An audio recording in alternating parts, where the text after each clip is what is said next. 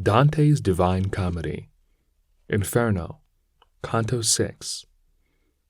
At the return of consciousness that closed before the pity of those two relations, which utterly with sadness had confused me, new torments I behold, and new tormented around me, whichsoever way I move, and whichsoever way I turn and gaze. In the third circle I am, of the rain eternal, maledict and cold and heavy. Its law and quality are never new, huge hail, and water sombre-hued, and snow, athwart the tenebrous air poured down amain. Noisome the air is that receiveth this. Cerberus, monster cruel and uncouth, with his 3 gullets like a dog is barking over the people that are there submerged. Red eyes he has, an unctuous beard, and black, and belly large, and armed with claws his hands. He rends the spirits, flays and quarters them. How the rain maketh them like unto dogs. One side they make a shelter for the other.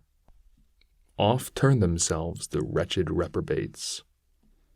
When Cerberus perceived us, the great worm, his mouths he opened, and displayed his tusks. Not a limb he had that was motionless.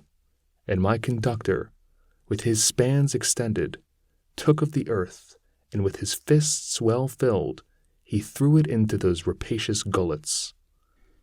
Such as that dog is, who by barking craves, and quiet grows soon as his food he gnaws. For to devour it he but thinks and struggles. The like became those muzzles, filth begrimed, of Cerberus the demon, who so thunders over the souls that they would fain be deaf. We passed over the shadows, which subdues the heavy rainstorm, and we placed our feet upon their vanity that person seems. They all were lying prone upon the earth, excepting one, who sat upright as soon as he beheld us passing on before him. "O that art, conducted through this hell," he said to me, "recall me, if thou canst. Thyself wast made before I was unmade." And I to him, "The anguish which thou hast perhaps doth draw thee out of my remembrance, so that it seems not I have ever seen thee. But tell me who thou art, that in so doleful a place art put, and such punishment, if some are greater, none is so displeasing." And he to me, "Thy city, which is full of envy, so that now the sack runs over, held me within it the life serene.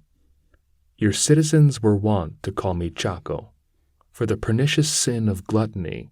I, as thou seest, am battered by this rain. And I, sad soul, am not the only one, for all these suffer the like penalty for the like sin." And word no more spake he. I answered him, "Chaco, thy wretchedness weighs on me so, that it to weep invites me. But tell me, if thou knowest, to what shall come the citizens of the divided city, if any there be just, and the occasion, tell me why so much discord has assailed it." And he to me, "They, after long contention, will come to bloodshed, and the rustic party will drive the other out with much offense. Then afterwards behooves it this one fall within 3 suns, and rise again the other by force of him who now is on the coast. High will it hold its forehead a long while, keeping the other under heavy burdens, howe'er it weeps thereat and is indignant. The just are 2, and are not understood there. Envy and arrogance and avarice are the 3 sparks that have all hearts enkindled." Here ended he his tearful utterance, and I to him, "I wish thee still to teach me, and make a gift to me of further speech. Farinata and Tagliaio, once so worthy, Jacopo Rosticucci, Arrigo, and Mosca, and others who on good deeds set their thoughts. Say where they are, and cause that I may know them. For great desire constraineth me to learn if heaven doth sweeten them, or hell envenom. And they are among the blacker souls, a different sin downweighs them to the bottom. If thou so far descendest, thou canst see them. But when thou art again in the sweet world, I pray thee to the mind of others bring me. No more I tell thee, and no more I answer. Then his straightforward eyes he turned askance, eyed me a little, and then bowed his head. He fell therewith prone like the other blind. And the guide said to me, He wakes no more, this side of the sound of the angelic trumpet. When shall approach the hostile potentate? Each one shall find again his dismal tomb, shall reassume his flesh and his own figure, shall hear what through eternity re-echoes.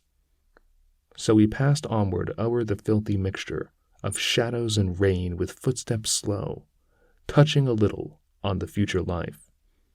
Wherefore I said, Master, these torments here, will they increase after the mighty sentence, or lesser be, or will they be as burning? And he to me, Return unto thy science, which wills that as the thing more perfect is, the more it feels of pleasure and of pain. Albeit that this people maledict to the true perfection can never attain, hereafter more than now they look to be. Round in a circle by that road we went, speaking much more, which I do not repeat. We came unto the point where the descent is. There we found Plutus, the great enemy,